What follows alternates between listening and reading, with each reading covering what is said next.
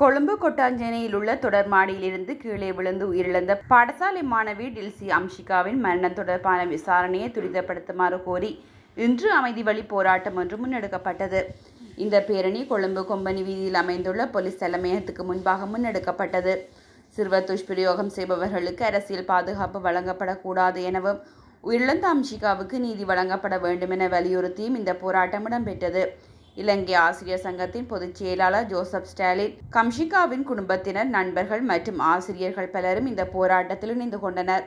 போராட்டத்தின் பின்னர் போலீஸ் தலைமையக வாசல் வரை பேரணியாக சென்ற ஆர்ப்பாட்டக்காரர்கள் போலீஸ் தலைமையகத்தில் கோரிக்கை கடிதத்தை ஒப்படைத்தனர். கடந்த மே மாதம் பம்பலப்பட்டியில் உள்ள பிரபல பாடசாலை ஒன்றில் கல்வி கற்ற டில்சி அம்ஷிகா என்ற மாணவி கோட்டாஞ்சேனை பகுதியில் உள்ள தொடர்மாடியில் இருந்து விழுந்து உயிரிழந்தார். அவர் தற்கொலை செய்து கொண்டதாக பெற்றோர் தெரிவிக்கின்றனர்.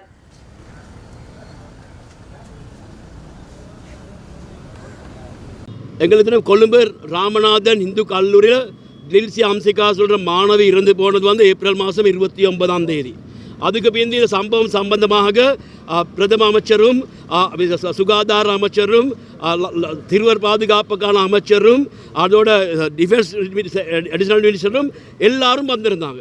எல்லாம் பேசி தீர்மானங்கள் எடுத்தாங்க. என்ன நடந்திருக்குது? நாங்கள் போன வழக்கு நேரம் நாங்கள் கண்டது என்னது?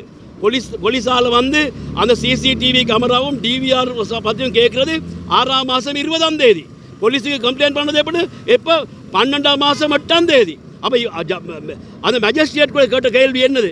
இவ்வளவு காலமும் போலீஸ் என்ன செஞ்சுச்சு?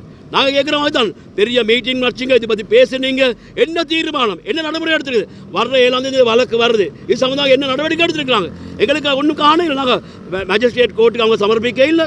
இப்போ நாங்கள் அதுதான் கேட்க வந்தோம். போலீஸ் மா அதிபர்கிட்ட இது சம்மந்தமான போலீஸ் நிலைப்பாடு என்னங்கிற காரணம் எங்களுக்கு தெரியும். இந்த இந்த இந்த இந்த இந்த இந்த இந்த இறந்து போன பிந்தி இது சம்மந்தமாக பல பேர் பேசினாங்க. எல்லோரும் முன் வந்து பேசினாங்க.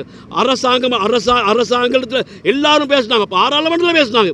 ஆனால் நடைமுறையில் ஒன்றும் இல்லாட்டி நாங்கள் எப்படி நீதியை கேட்குறது? ஆனால் நீதி அவசியம் எங்களுக்கு. இந்த மாணவி சம்பந்தமாக எங்களுக்கு தற்போது இந்த பாடசாலையில் இந்த அதிபர் ஒரு நடவடிக்கையும் எடுக்க இல்லை. அது சம்பந்தமான போலீஸார் எடுத்த தீர்மானம் என்னது? என்ன செஞ்சாங்க? ஒன்றுமே செஞ்சு இல்லை.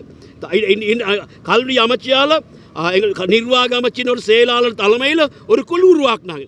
அந்த குழுவால் ஒரு ரிப்போர்ட் ஒன்று வந்திருக்குது. அந்த ரிப்போர்ட்டில் ரெக்கமெண்டேஷன் கொஞ்சம் இருக்குது.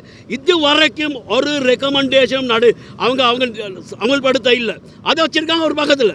இந்த பெரிய ஒரு இன்வெஸ்டிகேஷன் நடந்து கல்வி அமைச்சியால் நிர்வாக அமைச்சின் செயலாளர் மூலம் இதுவரைக்கும் ஒன்றும் நடந்து இல்லை. அப்போ அந்த ஆணுக்கு எப்படி நாங்கள் நீதி எடுக்கிறது? அப்போ கொடுத்த ரிப்போர்ட்டை கூட அமல்படுத்தாமல் இருக்கிறதா இருந்தால் அதில் என்ன நீதி அதில் இருக்குது? நாங்கள் கேட்குற மாதிரி தான். அதனால் பேசி வேலை இல்லை, நடைமுறையில் வரணும். அப்போ தான் நாங்கள் காணுவோம் மாணவர்கள் சம்பந்தமாக அரசு என்ன செயல்பாடு செய்கிறது.